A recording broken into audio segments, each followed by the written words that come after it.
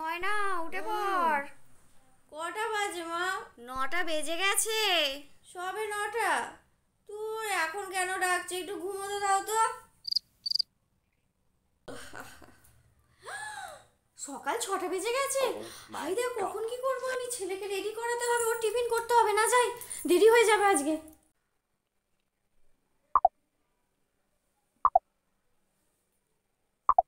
ওমা, কি হয়েছে মা? দাও দাও দাও, চাটা দাও। জানোই তো আমি বেডটি না পেলে ঘুমটা আমার ঠিকঠাক ভাঙেই না। হ্যাঁ মা দিচ্ছি, দাও, এই তো চটপট নিয়ে দাও। যাচ্ছি। বাবু চলো উঠে পড়ো, সোনা আমার উঠে পড়ো, স্কুল বাস চলে আসবে তো। এ নাও চলো, দুধটা খেয়ে নাও। এ নাও, দুধ দিয়ে বিস্কুটটা খেয়ে নাও, আমার সোনা ছেলে। উঠে পড়ো। কি গো, কি হয়েছে? তোমার আর কত দেরি? আমার টিফিন গোছানো হয়ে গেছে আর টেবিলে ভাতও বেড়ে দিয়েছি। তাড়াতাড়ি বেরো, আমি ছেলেটাকে রেডি করাবো। সব কটা নিয়ে এসেছি, দেখো তোমার চশমা, পেন, ঘড়ি, বেল্ট আর রুমাল সব কিন্তু মনে করে তুমি তুলবে। আমার আর দাঁড়িয়ে থাকলে হবে না, ছেলের বাস এসে গেছে, আমি বাসে তুলতে যাচ্ছি। নাও সব কটা নিয়ে তারপরে যাবে। এই তো, এটা গুড বয় লাগছে। মুয়া। শোনা বাবা, পুরো টিফিনটা শেষ করে আসবে, হ্যাঁ?